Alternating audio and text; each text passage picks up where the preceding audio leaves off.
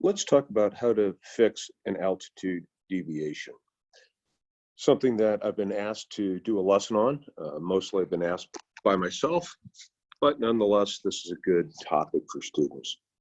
A lot of times we find ourselves off altitude, and one technique is to place both hands on the control stick, slam it as far forward as possible, get a negative 2G pushover, and dive at 10 degrees nose low back to your altitude.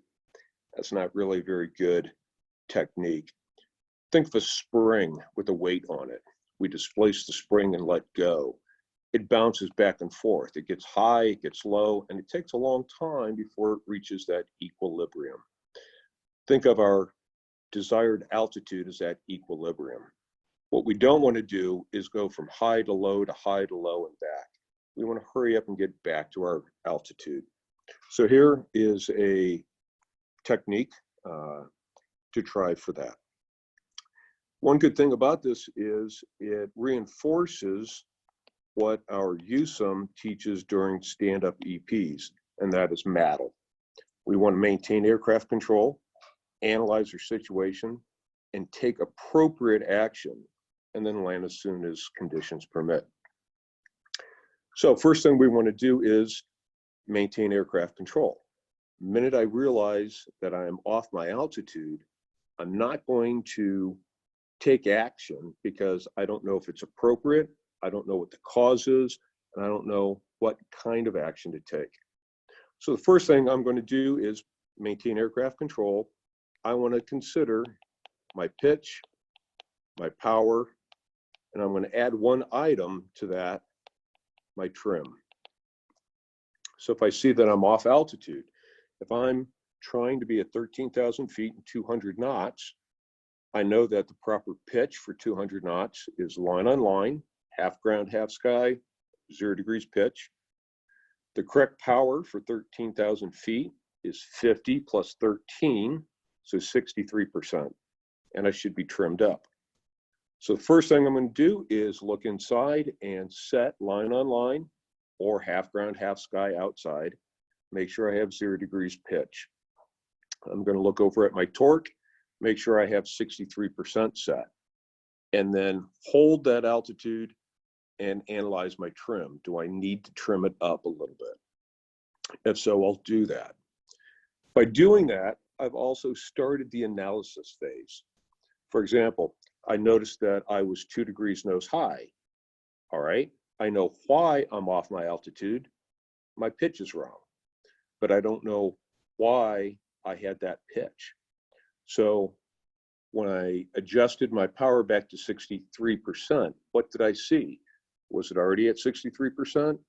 Maybe it was at 67%.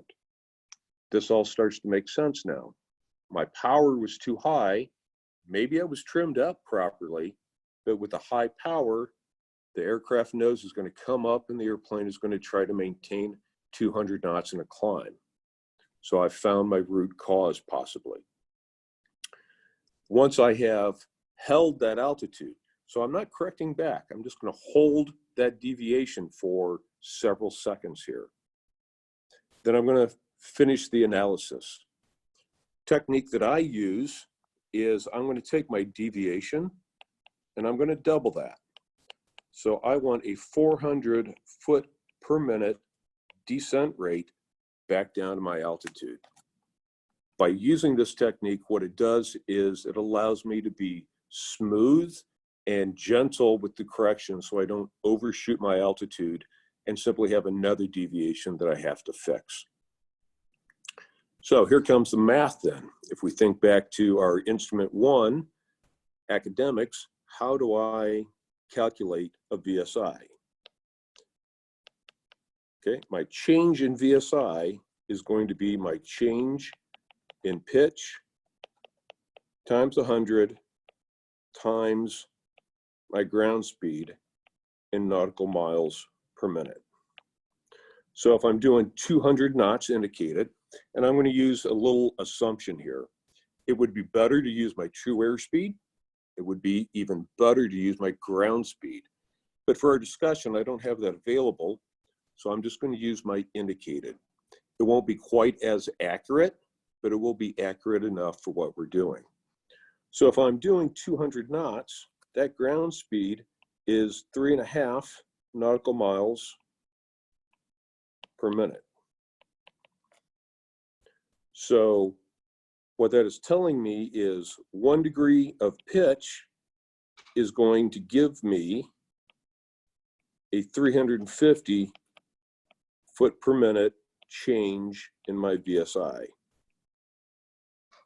Since I'm back at level flight and I'm holding 0 VSI with 0 degrees pitch, the appropriate action to take here then would be to lower my nose 1 degree, nose low, take off a little bit of power so I don't get fast, and smoothly correct back down to my altitude. I'm trying to prevent that overshooting and bouncing back and forth. By bouncing back and forth, it affects my task management, my situational awareness, risk management, decision-making, my altitude control, my basic aircraft control. A lot of things get affected. So I want a nice smooth correction back to my altitude.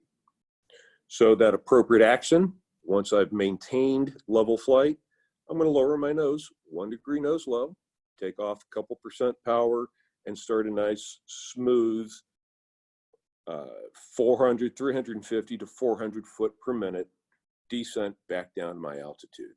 As I approach my altitude, I only need to pick my nose up 1 degree back to level flight, put a couple percent power back in up to 63, make sure I'm still trimmed up.